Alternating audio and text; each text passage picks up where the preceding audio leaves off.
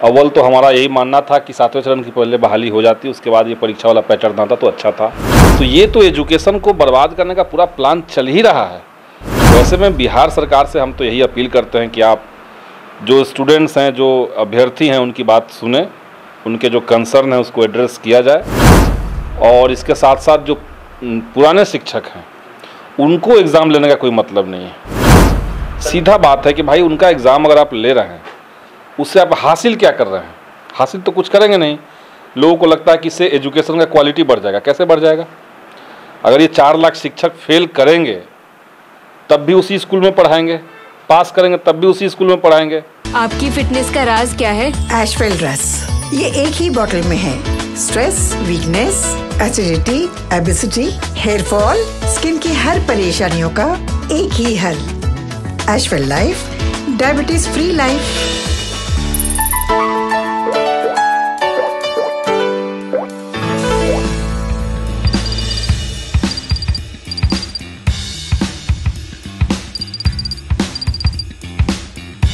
बिहार में नई शिक्षक नियमावली 2023 का लगातार विरोध हो रहा था। इसको देखते हुए कुछ अभ्यर्थी पटना के हाई कोर्ट पहुंच गए, तो वहीं कुछ अभ्यर्थी सुप्रीम कोर्ट पहुंच गए हैं। अभ्यर्थी लगातार नई नियमावली वापस लेने की मांग कर रहे हैं, तो वहीं बहाली की मांग कर रहे हैं। हमारे साथ बात करने के लिए माले विधायक पालीगंज से संदीप सौरभ जुड़ेंगे, बात करेंगे। संदीप सौरभ जी, लगातार अभ्यर्थी नई नियमावली का विरोध करते दिख ही रहे थे, अब कोर्ट में मामला पहुँच गया है, कैसे देखते हैं? देखिए, ये जो बहाली आई है इसका 2 पक्ष है। नियमावली का 2 पहलू है। एक तो है जहाँ पे पुराने शिक्षक जो हैं, पहले से नियोजित शिक्षक हैं, उनको परीक्षा देने की बात हो रही है, और दूसरा है कि नए अभ्यर्थियों के लिए परीक्षा की बात है। और अगर ये बहाली है, रोज़गार देने का सरकार का योजना है, तो इस सरकार को जल्द ही स्पष्ट कर देना चाहिए कि ये जो रिक्तियाँ हैं ये सिर्फ नए अभ्यर्थियों के लिए है। अब जो नए अभ्यर्थियों का मामला है उसमें कई सारे अभ्यर्थी हैं जो परीक्षा देने के लिए तैयार हैं। दिक्कत है कि जैसे 6 to 8 में कोई सीट नहीं दिया गया। दिक्कत है कि +2 में जो सीटें दी गई हैं उसके लिए स्टेट का एग्ज़ाम हुआ ही नहीं 2011 के बाद, सोशल साइंस का। तो इस तरह के छोटे छोटे जो मामले हैं उसको सरकार को तुरंत सुनना चाहिए, और ये सबका अधिकार है कि वो लोग कोर्ट में जाएँ। अगर जिनकी बात नहीं सुनी जा रही तो वो तो कोर्ट में जाएंगे।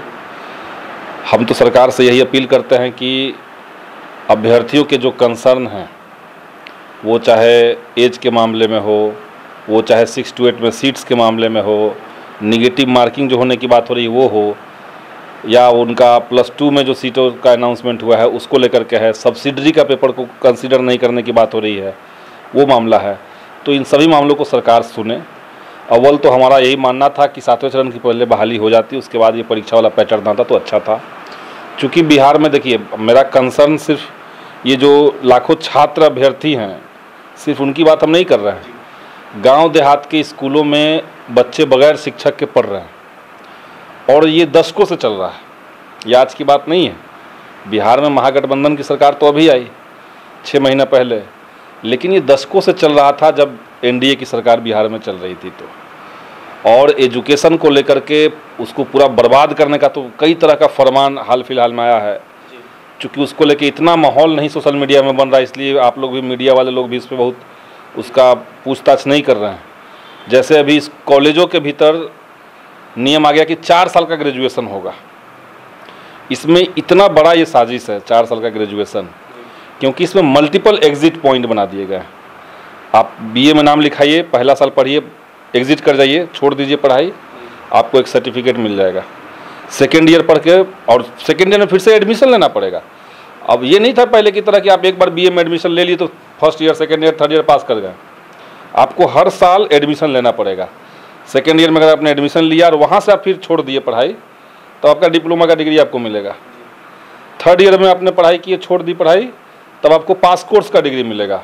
और 4 साल, जो कि बहुत महंगा ऑलरेडी हो चुका है, फीस वृद्धि हो चुकी है, वहाँ अगर आप पढ़ के निकले तब आपको ऑनर्स की डिग्री मिलेगी। तो ये तो एजुकेशन को बर्बाद करने का पूरा प्लान चल ही रहा है।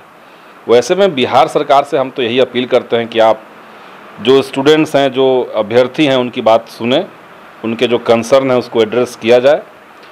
और इसके साथ साथ जो पुराने शिक्षक हैं उनको एग्ज़ाम लेने का कोई मतलब नहीं है। सीधा बात है कि भाई उनका एग्ज़ाम अगर आप ले रहे हैं उससे आप हासिल क्या कर रहे हैं? हासिल तो कुछ करेंगे नहीं। लोगों को लगता है कि इससे एजुकेशन का क्वालिटी बढ़ जाएगा। कैसे बढ़ जाएगा?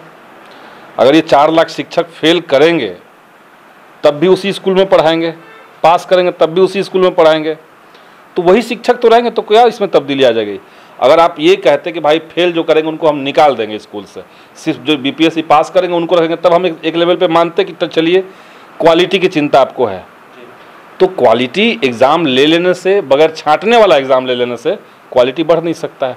क्वालिटी बढ़ाने के लिए बेसिक इंफ्रास्ट्रक्चर जो स्कूलों में कमी है उसको पूरा कीजिए और टीचर का रिगरस ट्रेनिंग करवाइए। सही सौरभ जी, सरकार विज्ञापन निकालने की बात कर रही है। आप कई बार मुख्यमंत्री से भी मिले हैं शिक्षक अभ्यर्थियों को लेकर, शिक्षकों को लेकर, लेकिन देखा जाए तो महागठबंधन में आप लोग हैं, लेटर भी आप लोगों ने दिया है। सरकार क्या महागठबंधन की राय नहीं सुनती? देखिए, सरकार तक हमने बातें पहुंचा दी है। हमारी जो भूमिका है इस दौर में, हमारी भूमिका है कि भाई जो जन आंदोलनों की आवाज़ है, चूँकि शिक्षक भी संघर्ष कर रहे हैं, सड़क पर उतर रहे हैं, अभ्यर्थी भी आंदोलन करते रहे हैं, तो इनकी बात को, उनकी मांगों को, इनके कंसर्न को सरकार तक कम्युनिकेट करना, ये हमने किया है और सारे तर्कों के साथ किया है। माननीय मुख्यमंत्री जी को लगता है, उनसे मेरी जब बात हुई तो उन्होंने कहा कि इससे एजुकेशन की क्वालिटी बढ़ जाएगी। तो हमारा जो लेटर है, आप उसको मैंने पब्लिक भी किया था, उसमें आप देखेंगे कि हमने 5 तर्क दिए थे कि क्यों आपका ये जो नया पैटर्न है पुराने शिक्षकों का परीक्षा लेने वाला, इससे नुकसान क्या क्या होगा, और एजुकेशन की क्वालिटी बढ़ाने के लिए 5 तरीके जो आपको अपनाने चाहिए वो क्या क्या हैं। तो हमने डिटेल उनको दिया, डिटेल उनसे बात हुई, अब सरकार को विचार करना है। जिस तरीके से बहाली जब होने वाली थी अभ्यर्थियों को लेकर विज्ञापन निकाला गया था, उस टाइम जिस तरीके से विज्ञापन आया था उस तर्ज पर सरकार को बहाली करनी चाहिए। क्या उस विज्ञापन का पालन सरकार को करना चाहिए? देखिए, हम तो मानते हैं कि कोई भी नियमावली बने, कोई भी कानून बने, तो उसके जो स्टेक होल्डर्स हैं, जिनके ऊपर उसका असर होना है, उन तमाम लोगों से एक बार राय मशविरा करना चाहिए था। क्योंकि विभागों के भीतर जो अधिकारी होते हैं, जो ऑफिशियल्स होते हैं, वो ग्राउंड लेवल पे उतनी चीज़ों को नहीं समझते, उनका वो काम नहीं है। अगर किसी आईएएस ऑफिसर से आप पूछ दीजिए कि बिहार में कितने तरह से शिक्षकों की बहाली होती है, उनको नहीं पता है। शिक्षक अभ्यर्थियों को पता है बिहार के नियोजित शिक्षकों का क्या क्या ग्रीवांसेस हैं, उनका क्या क्या कंसर्न है, क्या क्या संकट वो झेल रहे हैं, वो शिक्षक को पता है, शिक्षक संघ को पता है, वो एक आईएएस अधिकारी को नहीं पता है। तो इसलिए इस तरह के जब भी नियम बनने चाहिए तो उसके जो स्टेक होल्डर्स हैं उनसे बात करनी चाहिए। जो अलग अलग पार्टियां हैं, वो चाहे विपक्ष में हो या सत्ता पक्ष में हो, उनसे बात होनी चाहिए। अगर ये हुआ होता तो इतने तरह की गड़बड़ियाँ नहीं होती। माले पार्टी शिक्षक अभ्यर्थी हो या फिर शिक्षक हो, उनके हित में क्या कुछ कर? देखिए, माले ने एक तो अभी तक सिर्फ CPI-ML के ही हस्तक्षेप से हमने बिहार के जितने शिक्षक संघ हैं उनको हमने एक बैनर पे लाया है, एक प्लेटफॉर्म पे लाया है। उसके बाद कई लेवल पे आंदोलन हुए हैं, आंदोलन में हम लोग शामिल रहे हैं। इसके अलावा जो महागठबंधन की अलग अलग पार्टियां हैं उन सब से मीटिंग हुई है हमारे पहलकदमी पे। माननीय मुख्यमंत्री महोदय से मिला गया, मैं खुद ही मिला। माननीय उप मुख्यमंत्री जी से मिला गया, तेजस्वी यादव जी से मिला, मैं ही मिला। तो कई लेवल पे बातचीत हुई है, प्रयास हुआ है, सारे तर्क हमने दे दिए हैं। अब करना सरकार को है, उनके पाले में गेंद है और मेरे ख्याल से सरकार इसमें सोच रही है, खास करके जो नियोजित शिक्षकों का मामला है। और अभ्यर्थियों में देखिए, अभ्यर्थियों में कई सारे अभ्यर्थी हैं जो सरकार के पास लेटर दे चुके हैं कि हमको एग्ज़ाम चाहिए, जो स्टेट 2011 पास हैं, लेकिन उनको लगता है कि उनके एकेडमिक मार्क्स के आधार पर उनका सिलेक्शन नहीं होगा, जैसे पहले नहीं हुआ। वो गए हैं लेटर लेकर के सरकार के पास कि एग्ज़ाम अच्छा है। तो अभ्यर्थियों के बीच में एक 2 हिस्सा है, एग्ज़ाम चाहने वाला भी, ना चाहने वाला भी। लेकिन शिक्षकों के मामले में A to Z सारे शिक्षक चाहते हैं कि बगैर एग्ज़ाम का, बिना किसी शर्त को राज्यकर्मी का दर्जा हमें दिया जाए। और ये तार्किक भी है, सरकार उनका नियुक्ति की है, सरकार उनको पेमेंट देती है, वो सरकारी कामकाज में लगे रहते हैं, तो फिर सरकारी राज्यकर्मी का दर्जा उनको क्यों नहीं देंगे? देना चाहिए। देखिए, तो जिस तरीके से पहले से नियोजित शिक्षक बहाल किए गए हैं, वो जिस तरीके से कार्य कर रहे हैं, उनको कार्य करना चाहिए, तो उनसे एग्जाम नहीं लेना चाहिए। क्या कुछ कहते हैं माननीय विधायक संदीप सौरभ, आपने सुना है। देखिए, नई शिक्षक नियमावली को लेकर बिहार में कुछ लोग विरोध कर रहे हैं, तो वहीं कुछ लोग इसका समर्थन कर रहे हैं। जिन लोगों का एकेडमिक मार्क्स सही नहीं था, जिसके वजह से बहाली नहीं थी, इसको देखते हुए वो लोग सरकार को लेटर दे रहे हैं, तो वहीं एग्जाम लेने की बातें कर रहे हैं। नई शिक्षक नियमावली को लेकर, बहाली को लेकर क्या कुछ कह रहे थे माननीय विधायक संदीप सौरभ, आपने सुना है। संदीप सौरभ का साफ कहना है कि शिक्षकों के हित में माले पार्टी हो या फिर मैं हूं, लगातार काम कर रहा हूं, तो वहीं मुख्यमंत्री नीतीश कुमार हो या फिर उप मुख्यमंत्री तेजस्वी यादव हो, उनसे मुलाकात कर रहा हूं। फिलहाल देखने वाली बात यह होगी सरकार क्या कुछ करती है नई शिक्षक नियमावली को लेकर। और भी तमाम खबरों के लिए NBC 24 के साथ बन रहे हैं। पटना से सहयोगी अमित के साथ अभिषेक की रिपोर्ट।